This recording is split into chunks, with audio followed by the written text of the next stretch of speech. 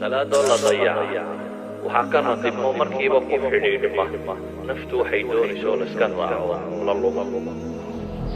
salaad oo la xifdiyo oo la ilaaliyo waxaa ka ratibma naftu waxay doonayso laga manciyo loo eego maxaa xalaal maxaa xaaraam.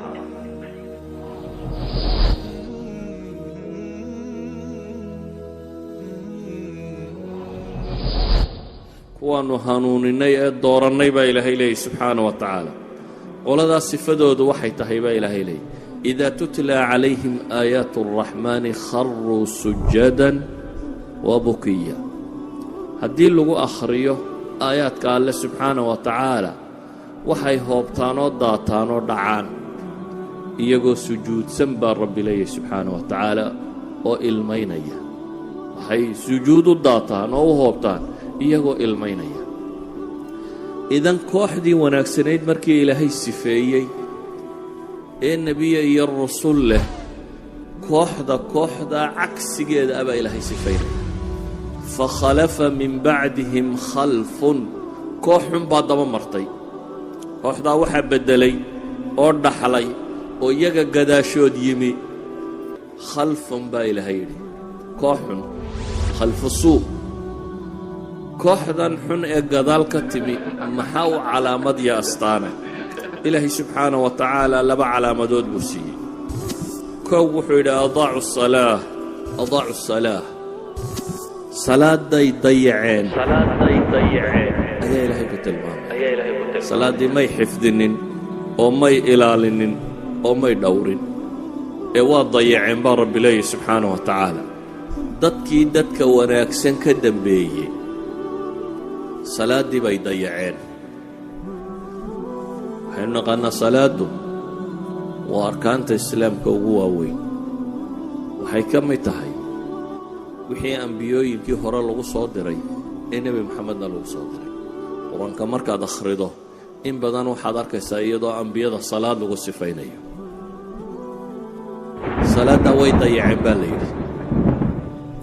imaa inay dhammaanteed dayaceen oo ay salaadaba dafireen oo iskaga tageen, ama inay wakhtigeedii dayaceen oo aanay wakhtigeeda tukanin, ama inay arkaanteedii iyo shuruuddeedii dayaceen oo aanay la imanin sidii loo baahnaa in loola yimaado, ama inay macnaheedii iyo khushuuceedii dayaceen oo haykalkeedii iyo muuqaalkeedii ay la yimaadeene macnihii iyo dhadhankii laga rabay iyo wixii la rabay inay yeelato aanay yeelanin, ama inay jamaacaadkeedii iyo wanaaggeedii dayaceen oo ay ka dhigeen waxoogaa qabqab loo tukado oo guryaha lagu tukado.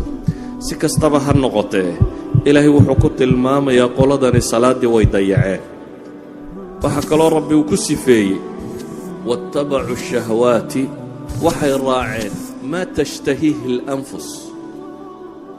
shahwaati nafs, waxay naftu iska doontaye kasta xadhigumay yeelin naftoodae waxay naftu doontayna waa raacday. umay eegin xalaal iyo xaaraan, umay eegin rabbi ma raalli gelinaya mise ma raalli gelinayo, may eegina waa raaceen. kooxdaas baa ilaahay leeyahy fasawfa yalqawna ghayan. siimaan dambe ama wakhti dambe waxay la kulmi doonaan baa ilaahay leeyahy alghayu fi اlluga ashar ayay carabtu u taqaanaa. hayigu waa baadinnimo, waa shar.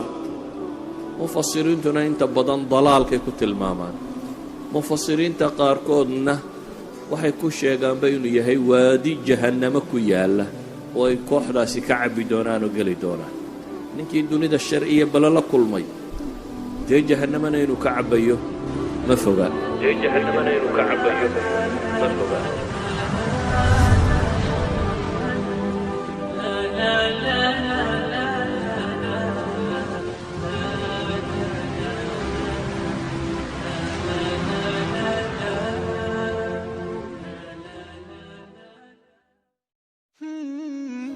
salaadoo la dayaca waxaa ka ratibmo markiiba ku xidhiidhma naftu waxay doonayso la iska raaco la lumo.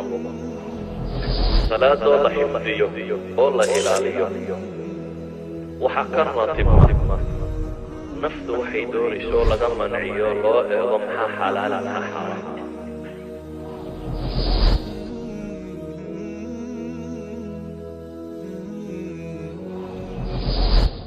kuwaannu hanuuninay ee doorannay baa ilaahay leeyay subxaana wa tacaala.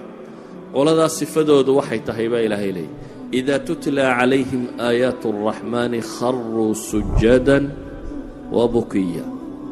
haddii lagu akhriyo aayaadka alle subxaana wa tacaala waxay hoobtaan oo daataan oo dhacaan iyagoo sujuudsan baa rabbi leeyahy subxaana wa tacaala oo ilmaynaya.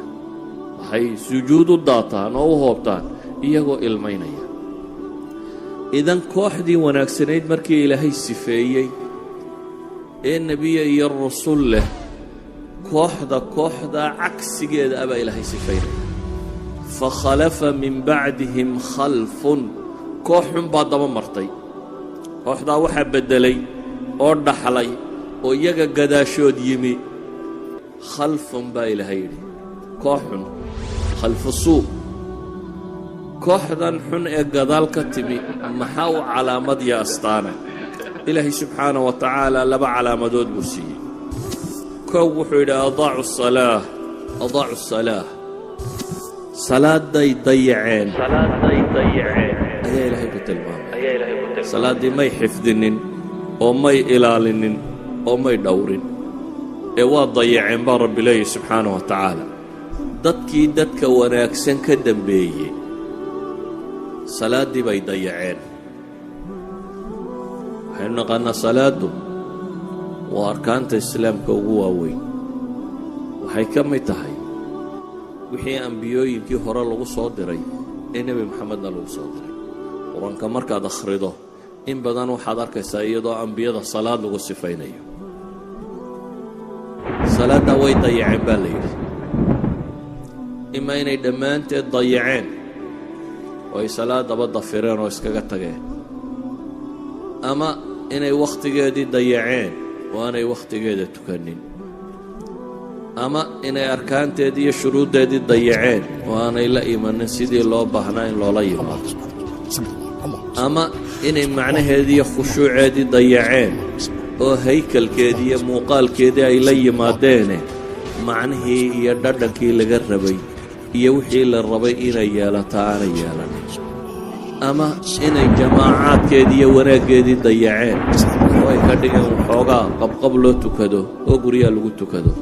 si kastaba ha noqotee ilaahay wuxuu ku tilmaamayaa qoladani salaaddii way dayaceen. waxaa kaloo rabbi uu ku sifeeyey waattabacuu shahwaati, waxay raaceen maa tashtahiihi اlanfus. shahwaati nafs, waxay naftu iska doontayee kasta xadhigumay yeelin naftoodae waxay naftu doontayna waa raacday. umay eegin xalaal iyo xaaraan, umay eegin rabbi ma raalli gelinaya mise ma raalli gelinayo, may eegina waa raaceen. kooxdaas baa ilaahay leeyahy fasawfa yalqawna ghayan. siimaan dambe ama wakhti dambe waxay la kulmi doonaan baa ilaahay leeyahy alghay. alghayu fi lluga ashar ayay carabtu u taqaanaa. ghayigu waa baadinnimo, waa shar. mufasiriintuna inta badan dalaalkay ku tilmaamaan.